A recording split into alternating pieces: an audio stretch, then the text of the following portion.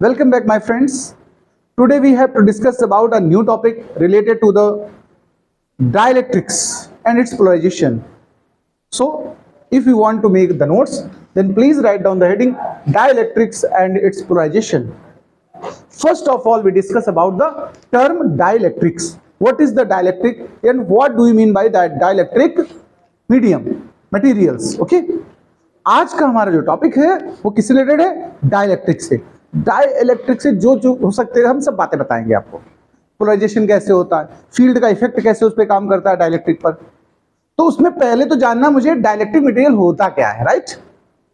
Dielectric वो substance हैं, ध्यान रखना, जो कंडक्ट नहीं करते हैं। अब कंडक्ट कौन नहीं करेगा? जो इंसुलेटर होगा। इंसुलेटर क्यों है? कंडक्ट क्यों नहीं कर रहा आखिर? क्योंकि उसके पास फ्री इलेक्ट्रॉन्स नहीं है। इलेक्ट्रॉन फ्री कब नहीं हो पाते हैं? जब इलेक्ट्रॉन न्यूक्लियस से टाइटली बाउंड होते हैं। ज्यादा आउटर मोस्ट में होते ही नहीं, बहुत दूर क्लोजली फर्स्ट या सेकंड सेल होती है उनमें, उन मटेरियल्स में। तो इलेक्ट्रॉन न्यूक्लियस के ज्यादा मोस्ट अट्रैक्शन में रहते हैं। तो सबसे पहली जो लाइन इंट्रोडक्शन में लिखेंगे, हम कहेंगे dielectric are insulators, they have no free electrons to conduct the current. Okay, it means there are electrons are tightly bound या हाईली बाउंड, कुछ भी वर्ड यूज कर लीजिए, टू द न्यूक्लियस। इंट्रोडक्शन समझ में आया कि डाइलेक्ट्रिक्स क्या है? सीधे सीधे इंसुलेटर्स हैं। डाइलेक्ट्रिक्स क्या है? इंसुलेटर्स हैं। एक और डेफिनेशन दूसरी इसकी अल्टर डेफिनेशन सुनिए। डाइलेक्ट्रिक्स वो सब्सटेंस हैं जिनको रब करने से वो इलेक्ट्रीफाइड हो जाएं, ये पहचान है। आप लोगों ने कभी छोटी क्लास में बचपन में देखा होगा, कागज के टुकड़े फाड़ के और ऐसे स्केल को रगड़ के ऐसे करते हो तो कागज के टुकड़े चिपक जाते, देखा आप लोगों ने? नहीं देखा है। क्यों ऐसा होता है? वो रीजन क्या है? जो आपने स्केल ली थी, पेन को लिया था, स्केच को लिया था, सब में ऐसा होता है। वो जब आप रब करते हैं हेयर्स के साथ तो वो इलेक्ट्रीफाइड हो जाती है, मतलब चार्ज हो जाती है, और फिर वो अट्रैक्ट करने की पावर रखती है अपने साथ। तो चार्जिंग हो गई ना उसमें। ये ध्यान रखना, प्लास्टिक की स्केल हो, ग्लास की हो, फाइबर की हो, रबर की हो, माइका की हो तो ऐसा होगा। लेकिन स्टील की बनी हो, आयरन की बनी हो, कॉपर की बनी हो तो बिल्कुल नहीं होगा, चाहे पूरे बाल घिस दो अपने पूरे। ठीक है। ये स्केल आती है लोहे की कि नहीं आती बताओ? लोहे वाली स्केल में इस इवेंट को नहीं आप पाएंगे, करके देख लेना घर में। ठीक है। तो इतनी पहले बात हम लिखा लेते हैं। ठीक है, तो लिखिएगा, dielectrics are those materials या those substances, dielectrics are those substances which are insulators.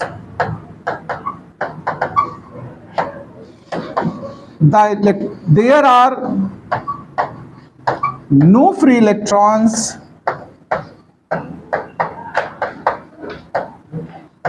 to conduct the current because electrons of these substances are tightly bound, highly bound, कुछ भी आप लिख सकते हो, tightly bound with nucleus. Okay, or करके लिख देना, those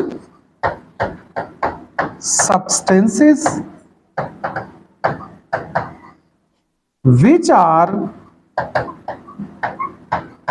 electrified by friction are called dielectrics.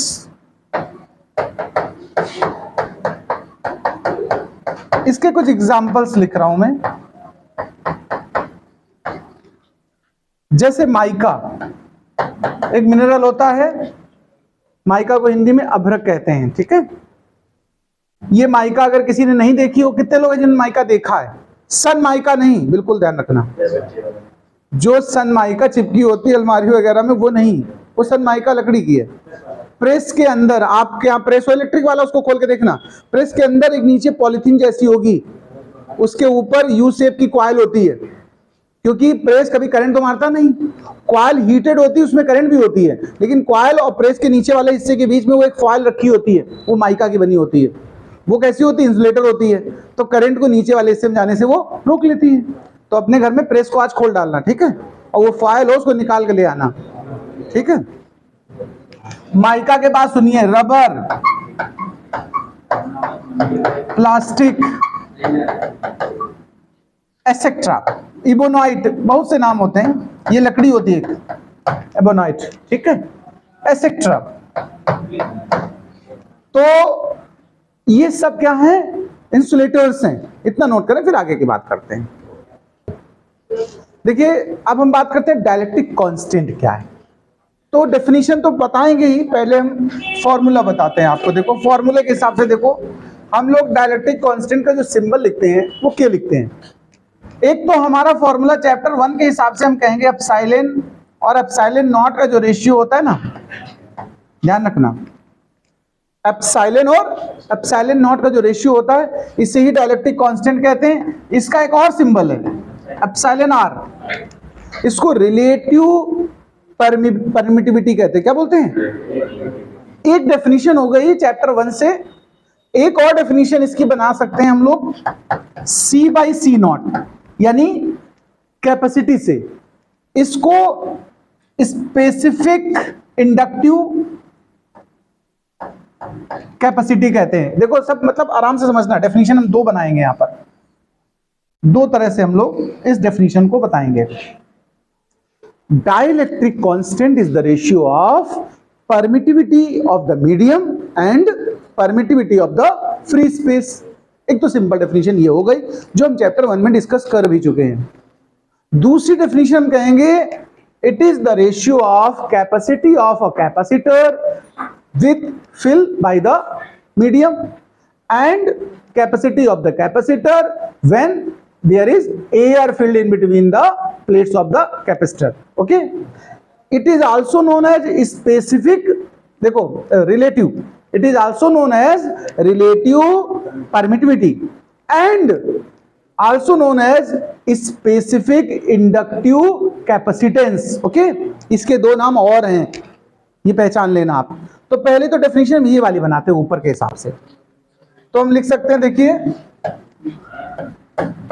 The ratio of permittivity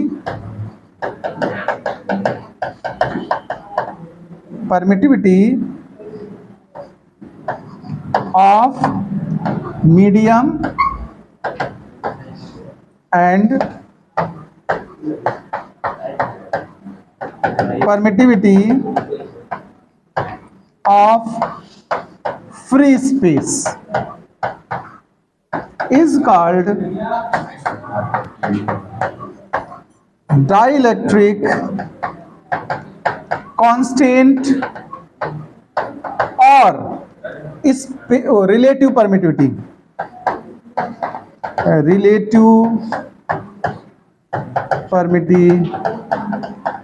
witty. और आप चाहें तो पहले फॉर्मूला ये वाला लिख लें या चाहें तो बाद में लिख लें। एक तो डेफिनेशन ये बन गई और इसका फॉर्मूला बन गया K is equal to epsilon by epsilon naught is equal to epsilon r, r suffix में है।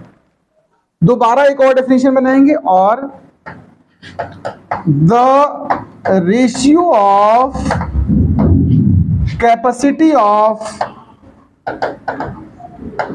capacitance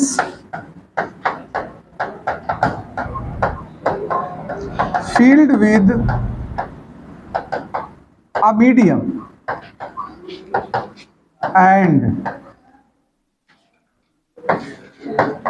capacity of capacitance air between the plates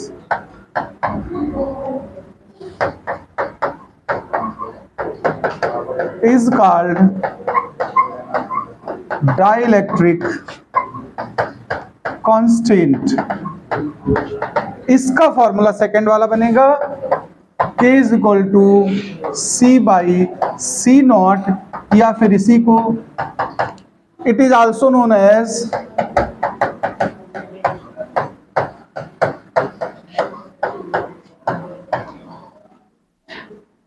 specific inductive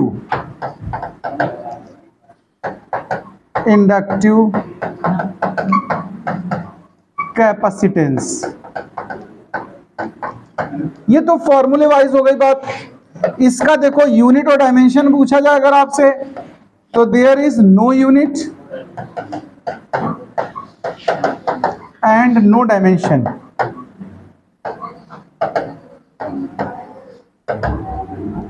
for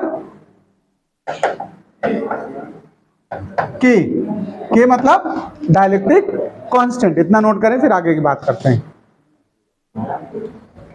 कुछ एग्जांपल्स आपको डाइलेक्ट्रिक की वैल्यूज का पता होना चाहिए, जैसे कि अगर हम बात करें एयर के लिए, किसके लिए, तो पहले हम एग्जांपल्स में लेते हैं इसके। फॉर वैक्यूम, एक तो वैक्यूम की बात कर लो। अगर वैक्यूम का के पूछा जाएगा तो क्या है 1। अगर हम एयर के लिए पूछे आपसे तो 1.006। तो ये इतना देखो, इतने जीरो आ गए तो अप्रॉक्स हम लोग जनरली क्या ले लेते हैं, एयर का 1 ले लेते हैं। फॉर ग्लास, ग्लास के लिए के इज इक्वल टू 6, और वाटर के लिए 80 या फिर 81। वाटर के लिए लगभग 80 या 81 होता है, ठीक है। ये कुछ एग्जांपल्स बता दिए मैंने। अब हम एक और बात करेंगे, पोलर, उनकी जरूरत नहीं अभी, हटाओ। अब हम बात करते हैं सीधा सीधा पोलराइजेशन। किसकी बात करते हैं, polarization and polarization of dielectric. अब सुनिए ये क्या मतलब, इसमें क्या सीखना है ये समझ लो जरा। पोलराइजेशन ऑफ डाइलेक्ट्रिक की हम बात करते हैं, सुनिए जरा और समझें। देखो एक बात सुनिए, जो डाइलेक्ट्रिक सब्सटेंस है ना, इसमें पहले मैंने बता दिया कि इसमें जो ये इंसुलेटर्स है, इसमें जितना एवरेज पॉजिटिव चार्ज होता है उतना ही निगेटिव होता है, तो नेट चार्ज कितना हो जाता है 0। अगर कभी कैपेसिटर लिया जाए, ये मान लीजिए हमने पैरेलल प्लेट कैपेसिटर ले लिया, इस प्लेट को हम लोग कैसा इमेजिन करते हैं, पॉजिटिवली चार्ज, इधर से कहीं किसी बैटरी वगैरह से जोड़ते हैं ना, और इस तरफ इंड्यूस्ड चार्ज आ जाता कैसा, निगेटिव। ध्यान से सुनना बात। और बाहर की प्लेट को हम लोग अर्थिंग से कनेक्ट करते हैं। ये तो हो गया हमारा क्या, कैपेसिटर, पैरेलल प्लेट कैपेसिटर। इस पैरेलल प्लेट कैपेसिटर के अंदर हमने कोई डाइलेक्ट्रिक मटेरियल रखा है। देखो ये कोई डाइलेक्ट्रिक स्लैब रख दिया आपने, टुकड़ा रख दिया कोई, ये मटेरियल, इसका नाम क्या है, डाइलेक्ट्रिक। ये डाइलेक्ट्रिक सब्सटेंस है। सुनना ध्यान से, इसके अंदर जैसे अगर ये मटेरियल इसमें ना रखा होता, मैं बाहर बनाता हूं पहले। बाहर अगर ये डाइलेक्ट्रिक है तो इसमें ध्यान रखिएगा, एटम्स कुछ इस तरीके से ऐसे रैंडम अरेंज होते हैं कि इनका नेट कहीं से भी देखोगे हमेशा कितना दिखेगा, 0। कुछ इस तरीके से अल्टर अरेंजमेंट होता है एटम्स का। अभी ध्यान से सुनना जरा बात को, कुछ हमने फ्यू दिखाया आपको। जब अभी कहीं भी देखो तो इनका जो रैंडम अरेंजमेंट है वो टोटल कितना है, 0 बना रहा है। लेकिन जैसे ही हम लोग इसके अंदर ले जाते हैं, इन एटम्स में इंडक्शन स्टार्ट होगा, इंड्यूस्ड इंडक्शन। ये कहता है कि पॉजिटिव चार्ज को निगेटिव प्लेट अट्रैक्ट करेगी और निगेटिव चार्जेस को पॉजिटिव अट्रैक्ट करेगी। जब तक ये यहां नहीं रखा था तब तक यहां इलेक्ट्रिक फील्ड टोटल नाम काम कर रहा था E। कितना काम कर रहा था, E काम कर रहा था। देखो ये जब ये नहीं रखा है मैंने मटेरियल को, केवल 2 प्लेट्स हैं, और इलेक्ट्रिक फील्ड डायरेक्शन कैसी होती है, पॉजिटिव से निगेटिव। जैसे ही ये मटेरियल रख लिया जाता, ध्यान रखना, तो इस साइड जितने भी उसमें निगेटिव चार्ज हैं एटम्स के, वो सब इस तरफ अट्रैक्ट हो जाएंगे, और जो पॉजिटिव चार्ज का ओरिएंटेशन है वो दूसरे साइड हो जाएगा। ध्यान रखना बात को, पॉजिटिव चार्जेस का ओरिएंटेशन किस तरफ हो जाएगा, निगेटिव वालों की तरफ। बीच के चार्जेस से हमें यहाँ मतलब नहीं, जो भी होगा सेटलमेंट, लेकिन अगर पूरा ये हिस्सा देखो, ये किनारा देखो, तो आपको कैसा दिखेगा? Negative charge. और दूसरा एंड कैसा दिखेगा? Positive charge.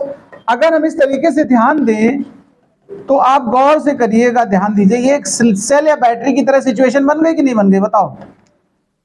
ये पूरा हिस्सा निगेटिव, ये हिस्सा पॉजिटिव। और डाइपोल की डेफिनेशन क्या कहती है?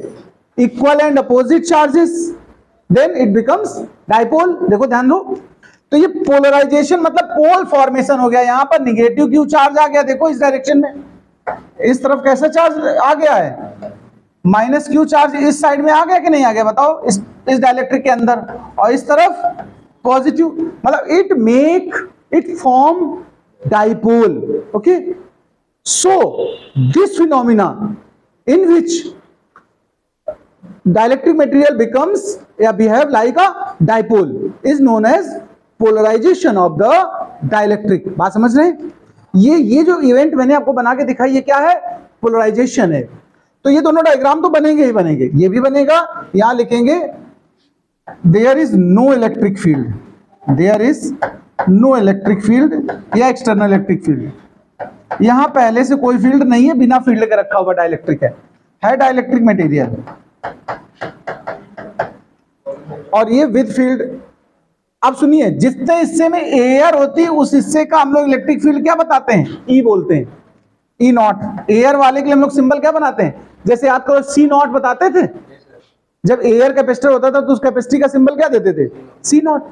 और जब मीडियम जहां होता उसके अंदर का जो एयर वो बनेगा सिंबल, उसको हम क्या बनाएंगे? ई। यहां पर भी तो इलेक्ट्रिक फील्ड देखो बन रहा है, क्यों बन रहा है? पॉजिटिव से निगेटिव। देखो ये ई बस डायरेक्शन वाइज अगर आप देखोगे तो किस तरह बनेगी?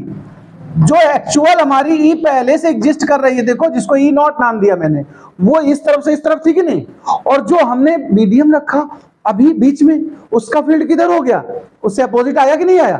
पोलराइजेशन तो हो गया, लेकिन यहां जो इंड्यूस्ड फील्ड आई, ये इंड्यूस्ड फील्ड है, वो opposite to the external field. पहले से जो फील्ड एग्जिस्ट कर रही थी उससे अपोजिट है कि नहीं? तो पहले तो हम इतनी बातें थ्योरी में लिखते हैं। चलिए, आप लोग डायग्राम तो बनाएंगे ही, पहला काम डायग्राम बनाना है, फिर इसी को एक्सप्लेन करेंगे। तो लिखिए, एक्सप्लेनेशन लिखना स्टार्ट करते हैं। हम कहेंगे when there is no external field,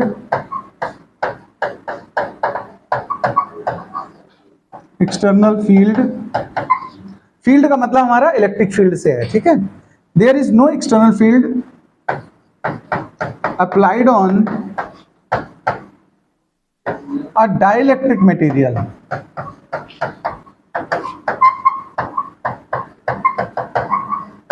then it have no any electric dipole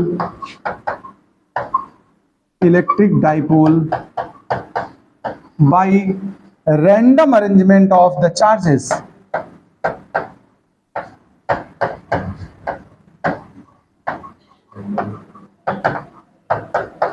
of the charges. But when dielectric slab placed between parallel plates of a capacitor, then due to induction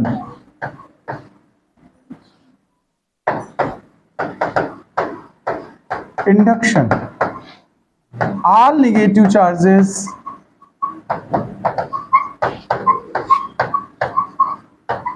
attracts toward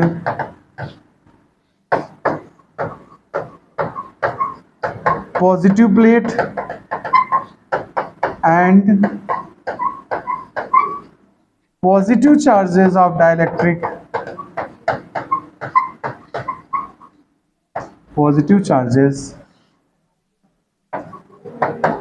of dielectric attracts toward negative plate.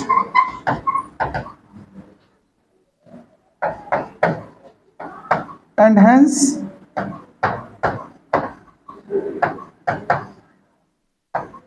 a dipole is formed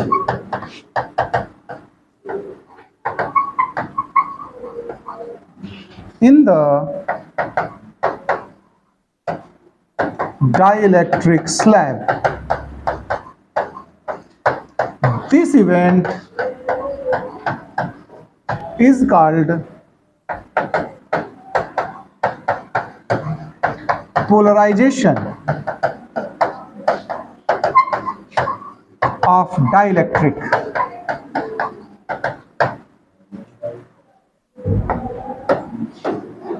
Let electric field between plates of capacitor when only present air, when only air present, is E naught, directed from positive plate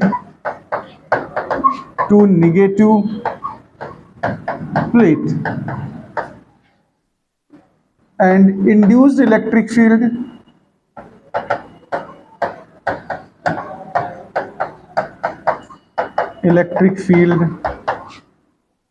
in dielectric is E, but opposite to E not, यानी जो E not था पहले से उससे opposite में E काम करेगा। एक और खास बात ध्यान रखना, जब डाइलेक्ट्रिक आ जाता है तो नेट फील्ड आप गेस करके बताओ डायग्राम से, जो नेट फील्ड बढ़ेगा या घटेगा, आप ध्यान देना। ये अंदर से इंड्यूस्ड हुआ और ये पहले से था। अब नेट फील्ड अगर हम पूछें आपसे तो क्या पहले से वैल्यू कम हो जाएगी या बढ़ जाएगी? दोनों फील्ड कैसे हैं पहले देखो, अपोजिट है, तो नेट फील्ड क्या आएगा? डिमिनिश्ड होगा, रिड्यूस होगा। यानी जब डाइलेक्ट्रिक आ जाता है प्लेट्स के बिटवीन तो इलेक्ट्रिक फील्ड कैसा हो जाता है? रिड्यूस हो जाता है। क्या हो जाता है? रिड्यूस हो जाता है। तो देखिए, जब हम लोग ये कहेंगे कि डाइलेक्ट्रिक स्लैब रख दिया जाता है तो जो नेट इलेक्ट्रिक फील्ड है, गुड इवनिंग, जो नेट इलेक्ट्रिक फील्ड है वो रिड्यूस है ना। तो हम कह सकते हैं व्हेन डाइलेक्ट्रिक इज प्लेस्ड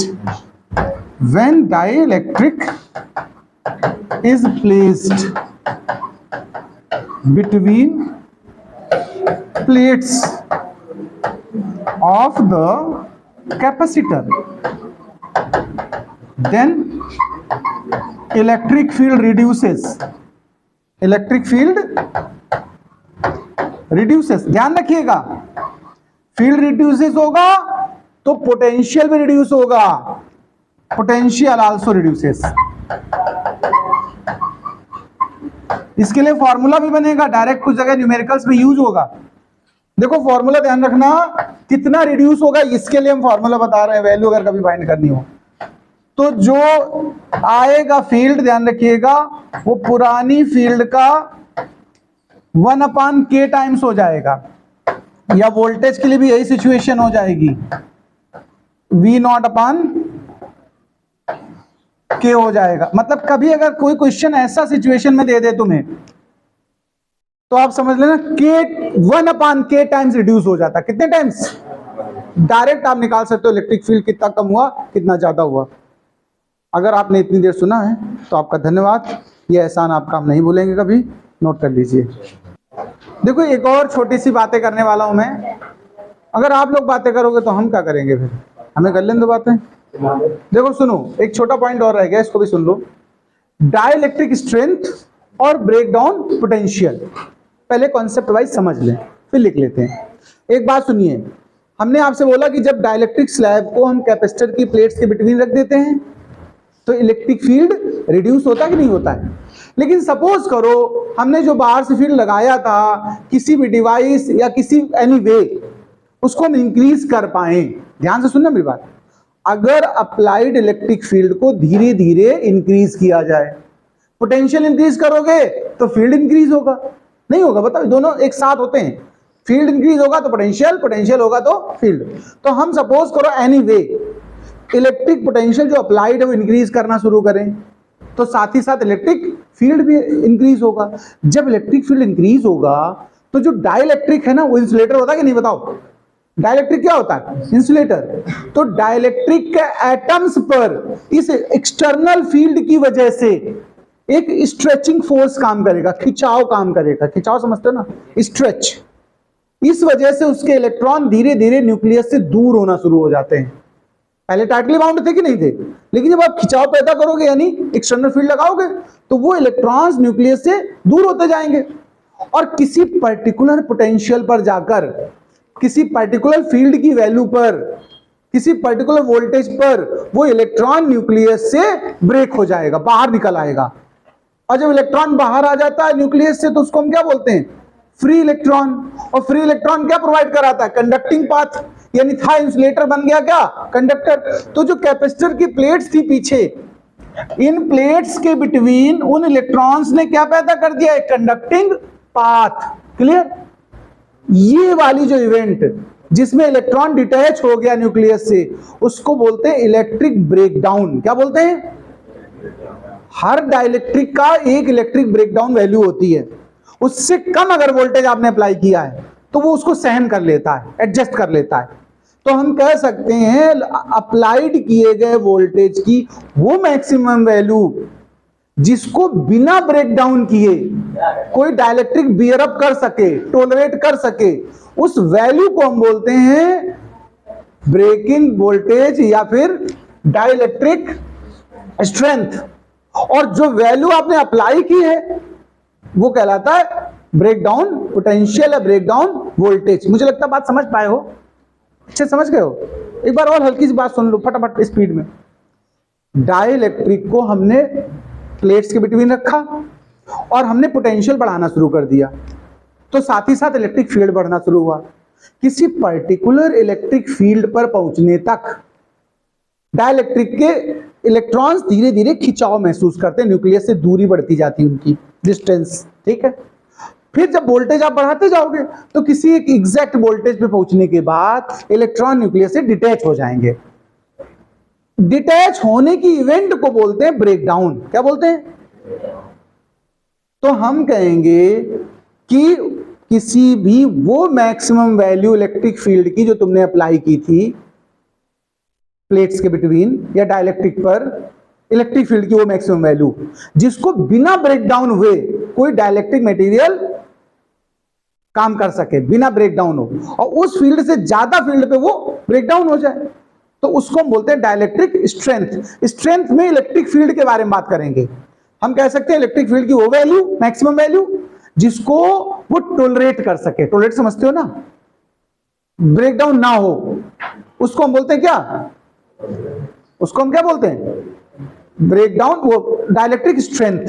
और उस समय जो वोल्टेज तुमने लगाया होगा जिसमें ब्रेकडाउन हो जाता है उसको बोलते हैं breakdown voltage.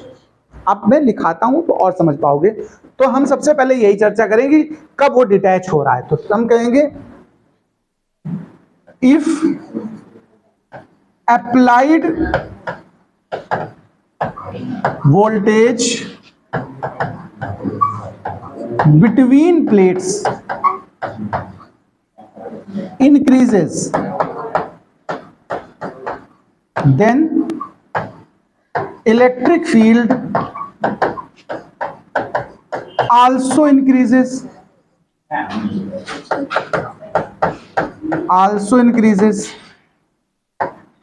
at particular value of applied field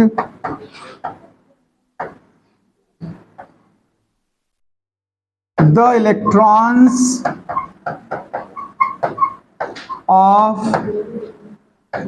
atoms of dielectric materials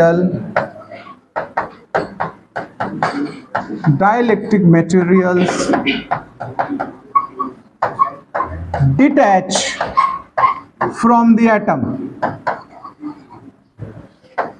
from the atom. This event is called electric breakdown. Electric breakdown. अब हम मेन डेफिनेशन लिखेंगे. Such maximum value of applied, अगर 1 मार्क्स में आता तो सिर्फ यही definition लिखना जो अब लिख रहा हूं मैं. सच मैक्सिमम को एक्सप्लेन किया है ना बात को. Such maximum value of applied electric field,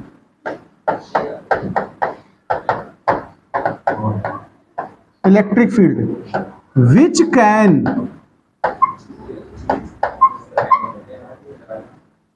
tolerate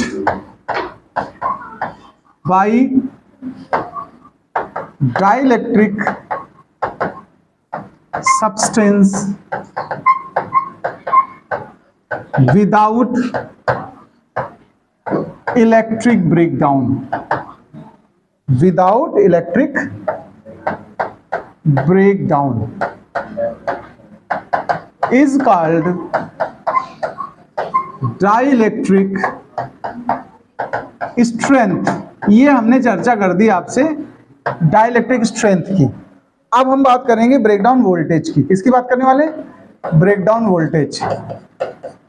यहां हम कहेंगे कि अप्लाई किया गया वो वोल्टेज जिस पर कोई डाइलेक्ट्रिक सब्सटेंस के अंदर ब्रेकडाउन हो जाए. ठीक है.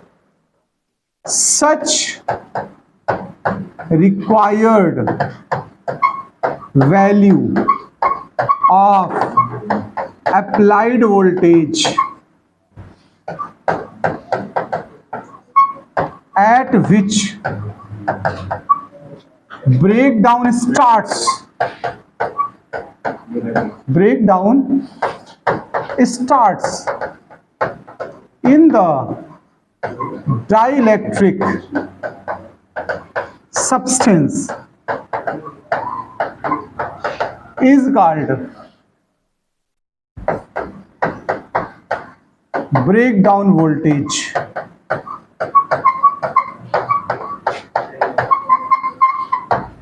इतना पूरा नोट कर लीजिए. आपका जो एहसान है ना, हम उतारने वाले नहीं हैं.